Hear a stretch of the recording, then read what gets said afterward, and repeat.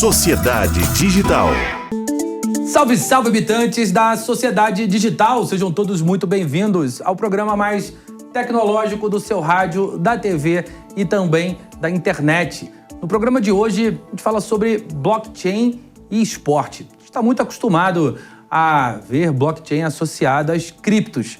Só que lá atrás, inclusive quem assistia o Sociedade Digital soube antes, lá quando essa história toda nasceu, no início da história, a gente falava muito sobre essa divisão, a divisão que gera valor, que tinha ali o Bitcoin e o blockchain, e a gente falava muito sobre o quanto o blockchain seria usado separadamente para a construção de contratos inteligentes, as aplicações nas questões legais, mas também as aplicações em áreas onde não fazíamos ideia naquele momento. Agora já dá para ter não só uma visão muito mais clara, mas uma utilização que já acontece. A gente vai falar sobre uma questão específica desse mundo de possibilidades que é o esporte. E para explicar isso tudo para a gente aqui hoje está a Marina Fagali, que é gerente de relações públicas e institucionais do Grupo Utilis, os criadores do FanTokens e da plataforma Sócios.com. Marina, seja muito bem-vinda à Sociedade Digital. Obrigada, André. Prazer. Quero agradecer o convite de vocês aí. Prazer nosso de ter você aqui.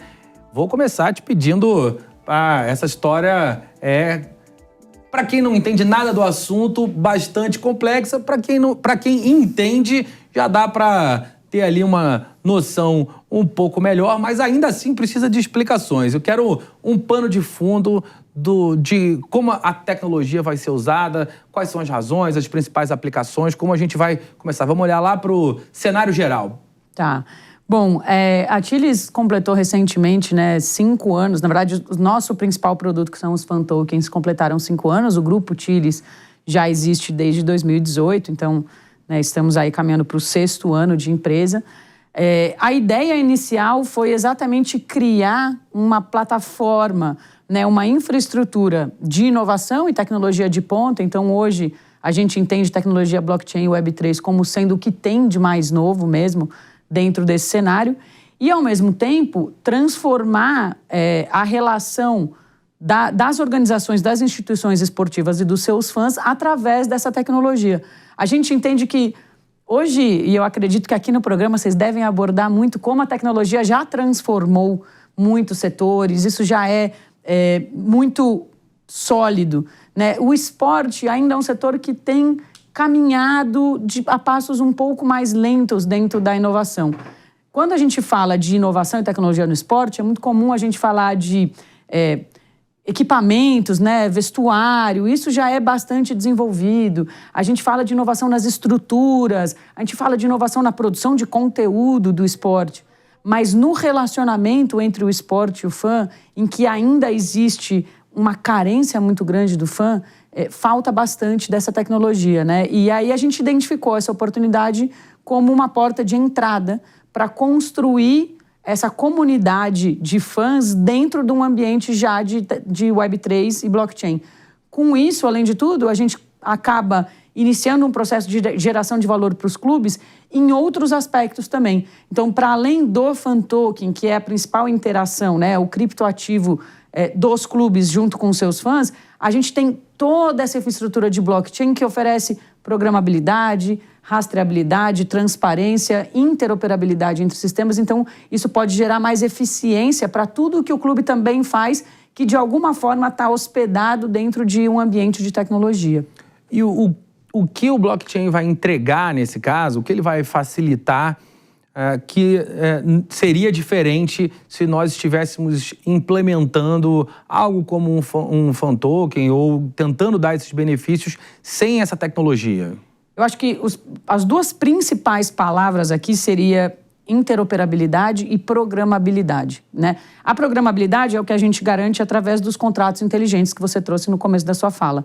Então, quando eu quero programar algo dentro do meu sistema, eu faço isso de forma automatizada com contratos inteligentes. Isso me traz eficiência de processo, E a interoperabilidade é quando eu tenho 2 sistemas de tecnologias diferentes para 2 frentes, 2 verticais de negócio, que de alguma forma vão interagir.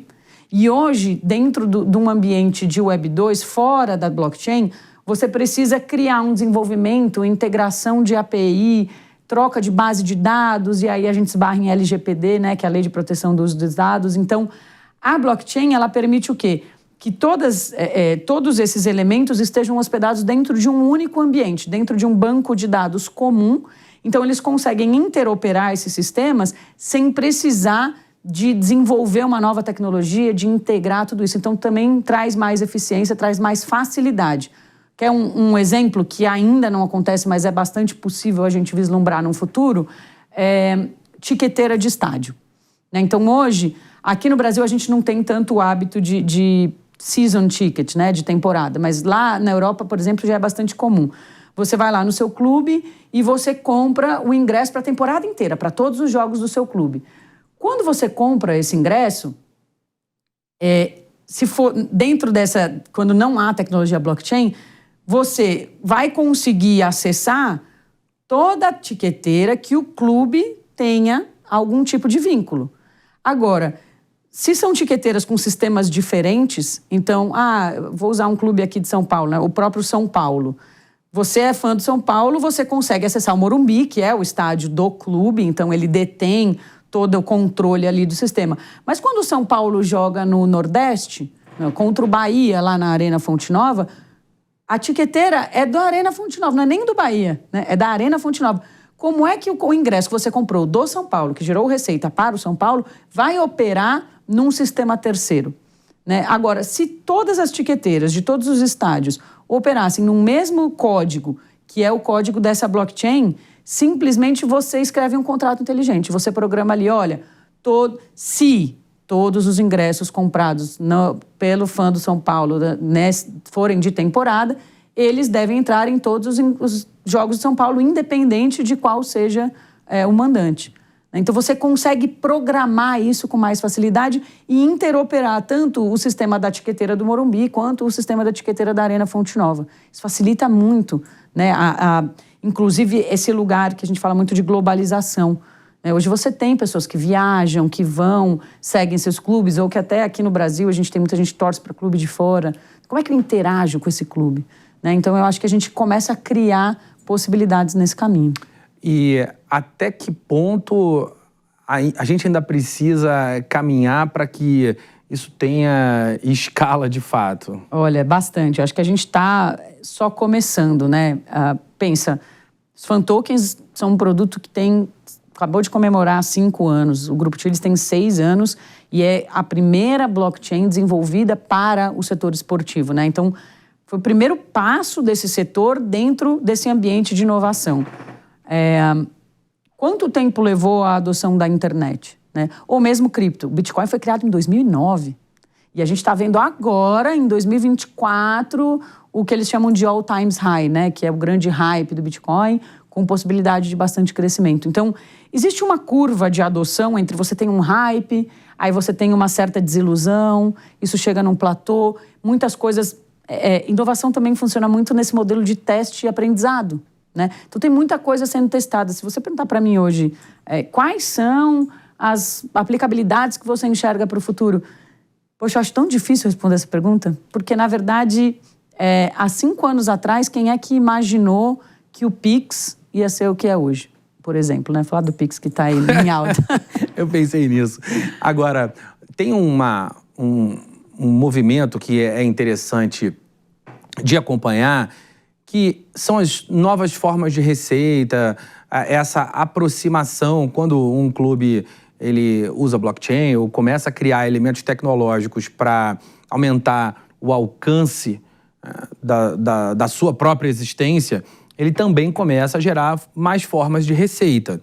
Isso funciona até para algumas ligas. Eu conversei aqui com o Vicentini, ex-presidente da NBA, na época ele ainda estava à frente da NBA, a gente conversou muito sobre isso, o quanto essas novas tecnologias estão ajudando a NBA a não só ganhar um alcance de mídia, o que naturalmente já traria mais receita, mas o quanto dá para vender produto, para criar elementos digitais que vão estar eventualmente embedados em outros softwares, em elementos do clube, que vão gerar benefícios adicionais para aqueles usuários, criar novas formas de engajamento.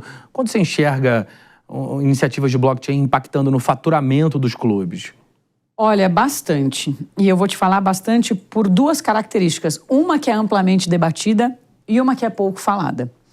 Amplamente debatida, e nós mesmos do Grupo Tilis falamos muitas vezes sobre a possibilidade da criação de novas linhas de receita. Você mesmo trouxe agora aqui, né? Criação de novos produtos, escalabilidade um pouco também, né? Você chega mais rápido através da tecnologia. Imagina, você tá a um clique no celular ali de distância do seu clube, e você comprar, né? Todos os e-commerces hoje trabalham com isso, então facilita muito. Mas também existe um outro lugar que eu acho que ainda se fala muito pouco, que é a própria eficiência, né? Eu acho que quando a gente fala da saúde financeira de uma instituição, a gente precisa não só encontrar novas formas de fazer receita, com certeza sim, mas a gente precisa olhar muito para quais os custos que você tem hoje. Tem como você otimizar isso? A tecnologia, ela tem esse papel em todos os setores, né? Só que é isso, no esporte a gente ainda está aprendendo onde é que estão esses custos e como é que a gente entrega essa eficiência com a tecnologia de blockchain, né? Mesmo essa questão da etiqueteira, outros casos que a gente conversa, né? A gente já tem tido algumas conversas interessantes, tokenizar a cadeira cativa. Poxa, se a gente pensar num caso de uma cadeira cativa, vamos supor que o André comprou a cadeira cativa do Atlético Mineiro para o ano inteiro, né? Você pagou lá a anuidade da cadeira cativa. Mas você não consegue em todos os jogos do ano, lá no Mineirão, na Arena MRV, porque você está viajando, está a trabalho, questões familiares, qualquer coisa. Então, você fez um investimento e você não usa a completude desse investimento. Então, em algum lugar, isso seria um prejuízo para você. O clube fez uma venda única. Ele vendeu a anuidade e acabou, ele não ganha mais com aquilo. E talvez a Marina não tenha acesso financeiro suficiente para pagar a anuidade de uma cadeira cativa. Mas, se essa cadeira cativa fosse tokenizada, eu poderia... Você comprou o que é o token não fungível, que é a anuidade, e a gente quebrou isso em várias pequenas peças, que são os tokens fungíveis, que são cada jogos. Se eu comprar o direito de você, de em um jogo assistir da sua cadeira, porque você não vai, eu vou ter acesso a algo que eu não teria. O clube vai rentabilizar, por quê? Porque sim, todas as transações feitas em blockchain também geram uma taxa que vai ao clube, e você vai diminuir o seu prejuízo de não estar presente em todos os jogos, né? Então, o que eu acho mais mágico dentro desse lugar de eficiência é também a gente criar uma distribuição mais heterogênea das receitas e dos prejuízos, né, em algum lugar. É interessante você falar isso, e interessante também a perspectiva da diminuição de custos, da otimização da própria operação. A gente sempre, ou quase sempre, vê exemplos da tecnologia associada ao aumento de receita. Especialmente quando a gente fala de digital, do mundo internetzão, usuário final, oferecendo produto. Mas existem muitas oportunidades e cada vez mais, ainda mais quando a gente começa a colocar inteligência artificial nesse contexto de modelos generativos e das interfaces dos modelos generativos com o ganho de eficiência que um contrato automatizado pode ter. Tem muita coisa legal para fazer, mas eu tenho a sensação de que, no geral, os próprios clubes ainda precisam evoluir muito nesse sentido. Você falou do Atlético Mineiro, minha alma rubro-negra aqui tem uma... Eu falei quando eu compraria os ingressos para o Atlético Mineiro, mas enfim, eu estou falando da alma rubro-negra porque na eleição pro Flamengo agora, o BAP chegou com o Fábio Coelho, que é Google, como parte do seu time, e o Fábio falou muito sobre isso, desde a campanha, do quanto de dinheiro o Flamengo deixa de ganhar por não explorar em sua plenitude os aspectos digitais, os ativos digitais. E, obviamente, esse não é um privilégio do Flamengo perder oportunidades com ambientes digitais. Acho que, no geral, os clubes brasileiros ainda precisam aprender muito. Entrevistei aqui o head do Inovação, do São Paulo, O São Paulo tem uma estrutura já mais desenhada, um pouco mais madura, já estão fazendo testes, algumas coisas legais acontecendo, mas, no geral, como você vê os clubes brasileiros em relação a esse preparo para pensar novos modelos de negócios, novos produtos através de tecnologias? Eu acho que a gente tem um caminho longo ainda para percorrer, de fato. Eu acho que isso passa, inclusive, pelas estruturas dos clubes, pelo modelo de operação, mas passa principalmente por algo que não é exclusivo dos clubes, né? É a educação como um todo, né? A gente entender o que é, assim, eu mesma, eu brinco que antes de eu me juntar ao Grupo Tilly, se você falasse blockchain para mim, eu falava saúde. Não tinha a menor ideia que isso existia, né? Então, a tecnologia é algo que se inova e evolui a um passo muito rápido. E a gente, como sociedade, nem sempre consegue acompanhar, né? Então, eu acho que isso não é algo particular dos clubes, mas seguramente, eu acho que os clubes de futebol, o futebol como um todo, né, tem uma questão muito forte de tradição, de cultura. E eu acho que você transformar uma cultura, você transformar uma tradição, é algo essencialmente muito complexo. Então, para você mostrar para o clube que tem uma outra forma de fazer e para que o clube, de fato, consiga internalizar isso dentro da cultura, internalizar isso dentro do modelo, é um passo de cada vez. Eu acho que depende das diretorias, né? Então, como você trouxe essa questão da eleição do Flamengo, é algo que a gente tem conversado. O Flamengo é um dos nossos principais parceiros aí, né? Dos grandes clubes brasileiros. Então, a gente tem conversado bastante com essa nova diretoria sobre as possibilidades que a gente tem para oferecer com o blockchain, porque o primeiro passo, todos eles né, todos os parceiros da Tilly aqui no Brasil ou até no mundo já deram. Que é, bom, tudo bem, fechamos esse contrato, a partir de então a gente lançou um fan token que, de alguma maneira, é como se fincasse o pé do clube numa blockchain.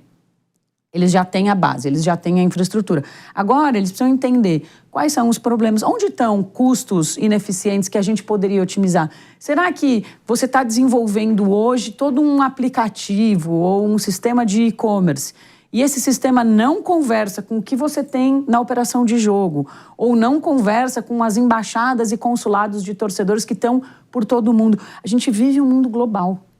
A gente hoje vive um mundo global, mas a gente ainda tem dificuldade de interagir de forma global quando isso vai para o universo esportivo. Eu gostei muito que você falou do Vicentini, porque eu acho que a NBA é uma grande referência, né, de apropriação, de entendimento de como globalizar uma marca, como levar... Os clubes são marcas, no fim das contas, né? Então, como é que você realmente gera pertencimento e participação ativa das pessoas que vão consumir essa marca? Porque no fim do dia você vai consumir se você se sentir parte, se você se sentir pertencente. O futebol tem esse senso de comunidade dentro da sua cultura, mas ele ainda está muito distante da parte de colaboração. Ele é muito o clube aqui e o torcedor aqui. O torcedor consome de forma passiva e o clube vai lá e continua fazendo o que ele acredita que precisa ser feito, jogando futebol, fazendo os resultados. Mas falta uma ponte aqui, né, que as redes sociais já criaram em tantos outros aspectos dentro da própria especialidade de marketing, né? Eu acho que a gente tem criado agora essa ponte. Como é que o torcedor participa ativamente da decisão sobre o design da bandeirinha de escanteio, né? Para o torcedor isso é muito relevante. Ele ir lá no estádio, quando ele vai assistir o jogo, ele olha a bandeirinha e fala, cara, aquela é a bandeirinha que eu queria, né? Ele pode eventualmente dar um lance num leilão e levar essa bandeira para casa, porque faz parte da história dele com o clube. Então, ele construir junto. Eu acho que isso é fundamental. Quando a gente fala dos clubes, penso na maturidade do esporte em geral.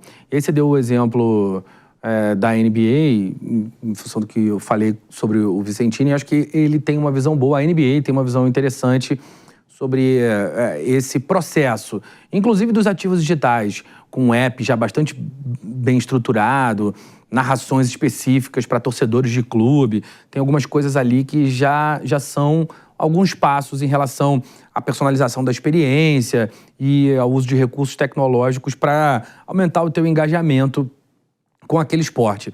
Aqui no Brasil, é futebol só mesmo ou vai dar para usar esse tipo de recurso em outros esportes também?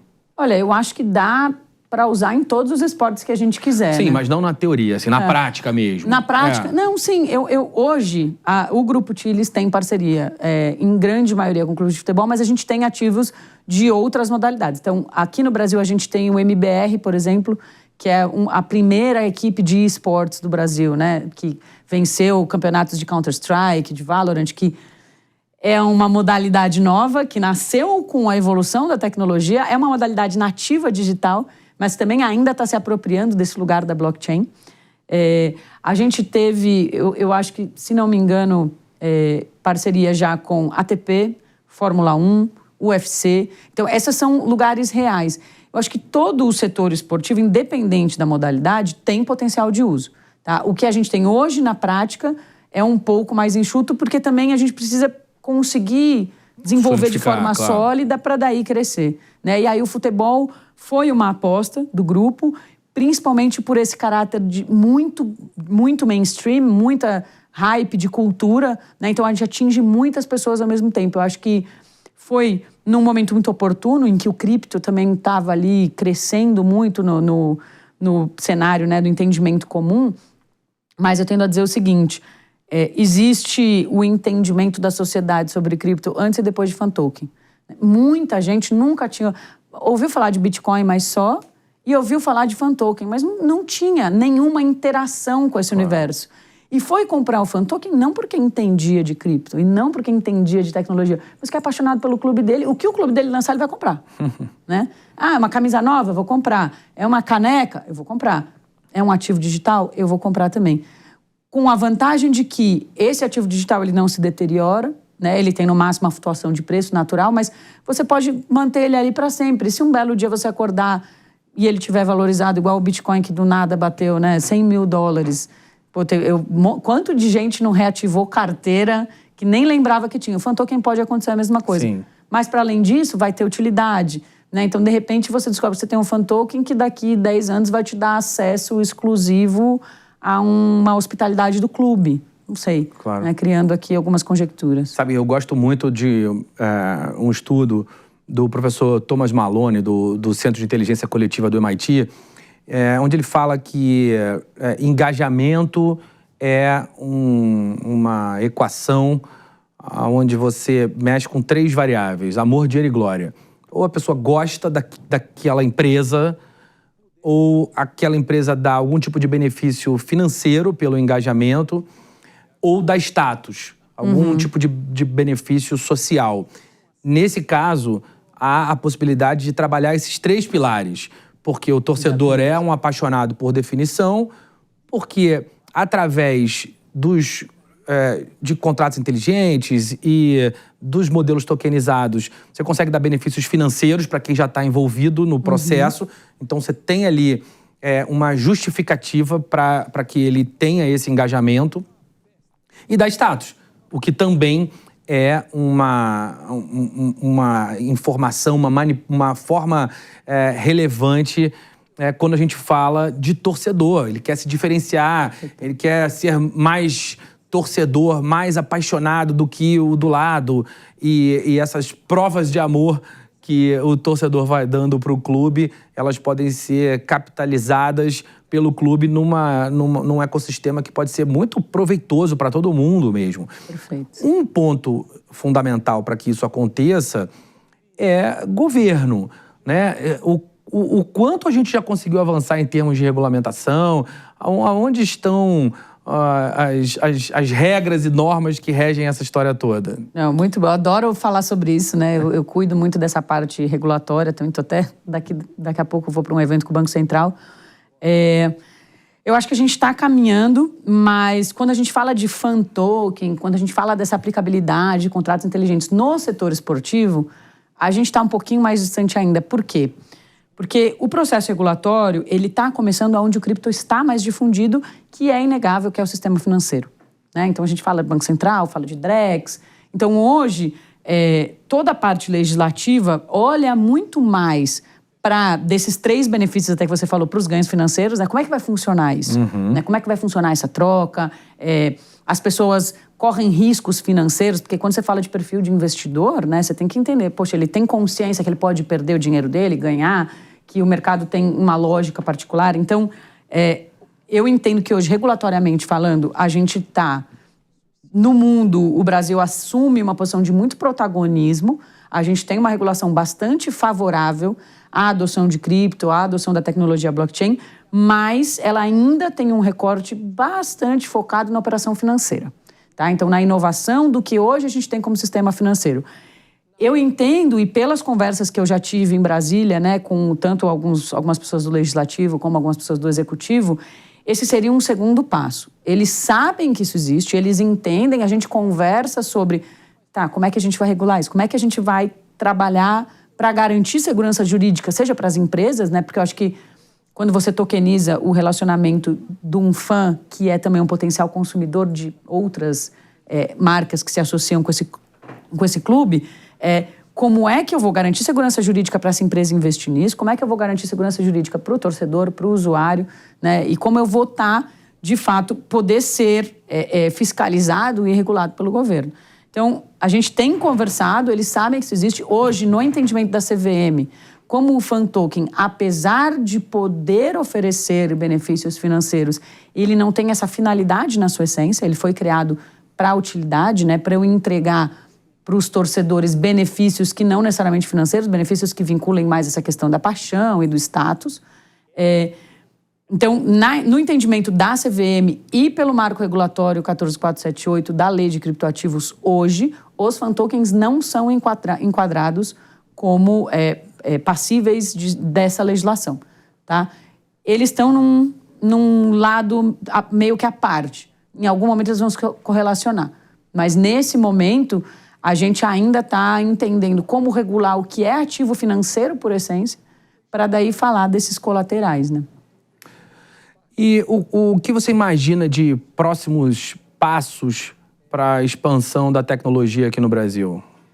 Olha, acho que posso falar algumas coisas que a gente vem trabalhando e vem conversando no mercado. Então, essa questão que também é muito forte no mercado de cripto como um todo, que é a tokenização de real world assets, né? Então, o que são os real world assets no mundo esportivo? As instalações. Claro. Né? Será que eu consigo tokenizar um estádio, uma cadeira cativa, claro, como eu usei de exemplo?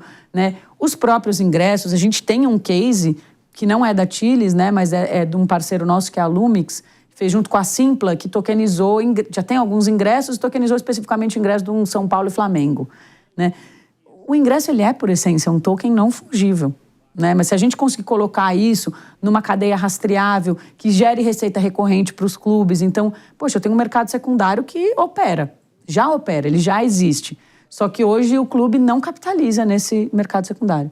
Então eu vejo muito esse caminho da gente colocar tudo dentro desse ecossistema para que todas as movimentações possam gerar receitas recorrentes para o clube, não só numa venda unidirecional, né?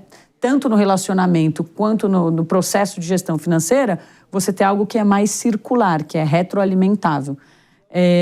Além disso, bom, eu acho que escalabilidade de benefícios, né? Quanto mais marcas, mais negócios entrando, se beneficiando do setor esportivo, mas também gerando receita para o setor esportivo. Então, um exemplo também que eu gosto muito de dar é a padaria aqui debaixo do prédio.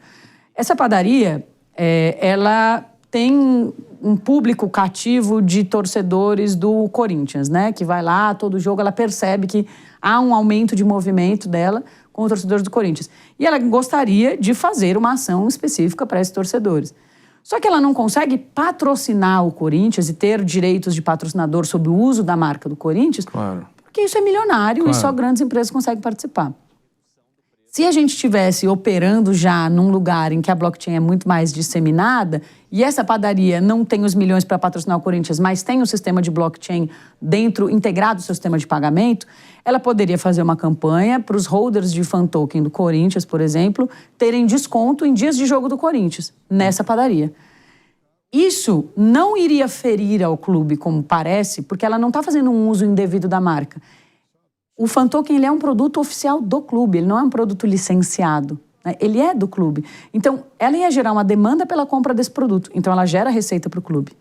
Ela ia poder também se beneficiar do ecossistema dessa marca, que gira muito dinheiro ao redor, e, ao mesmo tempo, os torcedores também receberiam mais benefícios, porque hoje o torcedor, ele ainda fica muito sujeito, né? O benefício que ele tem na relação com o clube, ele está muito sujeito ao jogo, à presença física, aquele momento no estádio, ou com produtos licenciados, que não são produtos do clube. Então, que também não tem essa recorrência, né? É um contrato, ele funciona durante aquele período, acabou o contrato, acabou, isso não existe mais. Então, esses são alguns caminhos Muito que eu legal. vislumbro hoje. Muito bom, vai mudar o jeito que você vai torcer, mas eu garanto que a gente volta aqui para falar mais sobre esse assunto. Essa foi Marina Fagali, que é gerente de Relações Públicas e Institucionais do Grupo Tilis. Marina, muito obrigado. Obrigada, André, é um prazer estar aqui com vocês.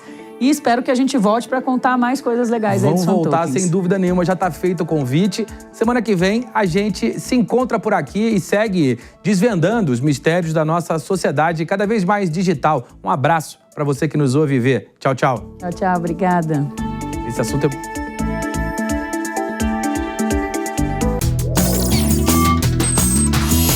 Sociedade Digital. A opinião dos nossos comentaristas não reflete necessariamente a opinião do Grupo Jovem Pan de Comunicação. Realização Jovem Pan News.